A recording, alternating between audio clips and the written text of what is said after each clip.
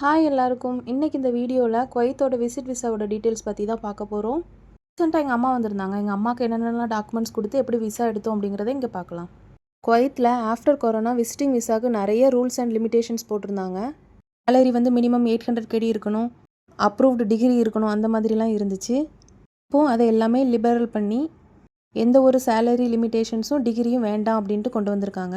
அதோட visa period வந்து இதுக்கு முன்னாடி 1 மந்த்து தான் கொடுத்துருந்தாங்க. இப்போ வந்து அந்த விசா பீரியட் வந்து 1 மந்த்லேருந்து 3 மந்த்தாக இன்க்ரீஸ் பண்ணியிருக்காங்க.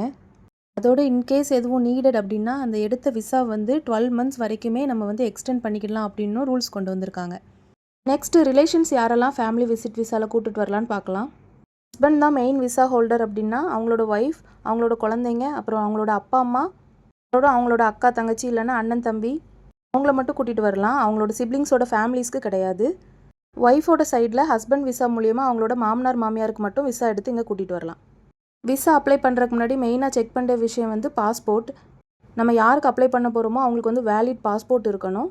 அடுத்ததாக வந்து இப்போ ஹஸ்பண்டோட பாஸ்போர்ட்டில் வந்து நம்ம அம்மா அப்பாவுக்கு எடுக்க போகிறோம்னா நம்மளோட நேம் வந்து அதில் வந்து ஆட் ஆகி இருக்கணும். கரெக்டு ஸ்பெல்லிங் அண்ட் இனிஷியலோடு இருக்கணும். ஹஸ்பண்ட் விசாவில் ஸ்பவுஸ் நேமில் நம்ம நேம் இருக்கிறது மாதிரி நம்மளோட விசாவில் நம்ம பேரண்ட்ஸ் நேமில் நம்ம அப்பா அம்மாவோட நேம் வந்து கரெக்டான ஸ்பெல்லிங், கரெக்டான இனிஷியலோடு இருக்கணும். குவைத்தை பொறுத்தளவில் பாஸ்போர்ட் நம்பருக்கு அடுத்தபடியாக நேமும் ஸ்பெல்லிங்கு இனிஷியல் இந்த 3 தான் மெயினாக செக் பண்ணுறாங்க. ஏதாச்சும் மிஸ்மேட்சிங் இருந்துச்சுன்னா விசாவை வந்து அப்ரூவ் பண்ண மாட்டேங்கிறாங்க. அதனால் அதை மெயினாக கவனிச்சுக்கோங்க. அடுத்ததாக விசிட் விசா அப்ளை பண்ணுறதுக்கு என்னென்ன டாக்குமெண்ட்ஸ் தேவை அப்படிங்கிறத பார்க்கலாம். யாருக்கு அப்ளை பண்ணுறோமோ அம்மாவோ அப்பாவோ இல்லை மாமனார் மாமியாரோ அவங்களோட வேலிட் பாஸ்போர்ட் காப்பி, இது வந்து passport size photo with blue background. அடுத்ததாக பர்த் சர்டிஃபிகேட். ஹஸ்பண்டோட அப்பா அம்மாக்குன்னா அவங்களோட பர்த் சர்டிஃபிகேட்டும், என்னோட அப்பா அம்மாக்குன்னா என்னோட பர்த் சர்டிஃபிகேட்டும் தேவை. அப்புறம் இன்லாஸ்க்கு எடுக்கணும், அதாவது என்னோட அப்பா அம்மாவுக்கு எடுக்கிறதுக்கு எங்களோட மேரேஜ் சர்டிஃபிகேட்டும் தேவை. லாஸ்ட்டாக வந்து குவைத்தோட civil ID copy. Kuwait civil ID copy பொறுத்தளவில் இப்போ வந்து அவங்களோட அப்பா அம்மாவுக்கு அப்ளை பண்ணுறாங்க அப்படின்னா அவங்களோட சிவில் ஐடி மட்டுமே போதுமானது. நான் வந்து என்னோடய ஹஸ்பண்டோட டிபெண்டன்ட் விசாவில் இருக்கிறதுனால என்னோடய அப்பா அம்மாவுக்கு விசிட்டிங் விசா அப்ளை பண்ணுறதுக்கு என்னோடதும் என் ஹஸ்பண்டோட சிவில் ஐடி ரெண்டுமே தேவை. மெயினாக கவனிக்க வேண்டியது, நம்ம விசா அப்ளை பண்ணும்போது நம்ம அதில் அட்டாச் பண்ணுற மேரேஜ் சர்டிஃபிகேட்டும் பர்த் சர்டிஃபிகேட்டும் இங்கிலீஷில் இருந்து அதை வந்து அரபிக்கு டிரான்ஸ்லேட் பண்ணி தான் விசிட் விசாக்கு அப்ளை பண்ணும்போது அதை தான் நம்ம சப்மிட் பண்ணணும். இதுக்கு முன்னாடி விசா எடுக்கிறது வந்து நம்ம எம்பசியில் போய் ரிலேஷன் சர்டிஃபிகேட் எடுத்துகிட்டு அதுக்கப்புறம் விசா ஆஃபீஸில் போய் அகமதி கவர்னரேட்டில் நம்ம வந்து விசா அப்ளை பண்ணணும். அவங்க அப்ரூவ் பண்ணி தருவாங்க. இப்போ வந்து அப்படி கிடையாது, ரூல்ஸ் சேஞ்ச் பண்ணிட்டாங்க. எல்லாமே நம்ம என்ன பண்ணலாம், ஆன்லைனில் அப்ளை பண்ணால் போதும். நாங்கள் இங்கே சாய்ஸ்ன்னு மஹபுல்லாவில் ஒரு சென்டர் உண்டு, அங்கே மூலியமாக விசா அப்ளை பண்ண கொடுத்தோம். இந்த சாய்ஸ் ஏஜென்சி வந்து ஃபாஹில் அப்புறம் மஹபுல்லா 2 இடத்துலையும் இருக்குது. நாங்கள் வந்து மஹபுல்லாவில் பிளாக் 1 ஆலியா இன்டர்நேஷ்னல் ஹாஸ்பிட்டல் கிட்ட இருக்கிற பிரான்ச்சில் தான் நாங்கள் அப்ளை பண்ண கொடுத்துருந்தோம். நம்மளோட இமெயில் ஐடியிலேருந்து ஆன்லைன் விசா போர்ட்டலில் நம்மளோட டாக்குமெண்ட்ஸ் எல்லாம் அப்லோட் பண்ணணும். எங்களுக்கு வந்து நாங்கள் அப்லோட் பண்ண 20 மினிட்ஸ்லேயே சர்டிஃபிகேட் எல்லாமே அப்ரூவ்ட் அப்படின்னு மெசேஜ் வந்துச்சு. அப்படி வந்த 10 நிமிஷத்தில் விசா அப்ரூவ்ட் அப்படின்ட்டு மெசேஜ் வந்துட்டு, கரெக்டாக சொல்லணும்னா எல்லாத்தையுமே ஆன்லைனில் அப்லோட் பண்ணி 1/2 அன் ஹவரில் எங்களுக்கு வந்து விசா வந்து அப்ரூவல் ஆகி வந்துட்டு. இந்த மெயில் ஐடி மூலமாக நம்ம டாக்குமெண்ட்ஸ்லாம் அப்லோட் பண்ணுமோ அதுக்கே நம்மளுக்கு வந்து விசாவும் வந்துடும். விசிட்டிங் விசாவோட எக்ஸ்பென்ஸ் வந்து எங்களுக்கு ஃப்ளைட் டிக்கெட்டை தவிர்த்து எங்களுக்கு வந்து 10 KD ஆச்சு. அப்ரூவ் ஆன விசா வந்து நம்மளுக்கு 1 மந்த் வரைக்கும் வேலிடிட்டி இருக்கும். அந்த 1 மந்த்துக்குள்ளே நம்ம வந்து டிக்கெட் போட்டுக்கலாம்.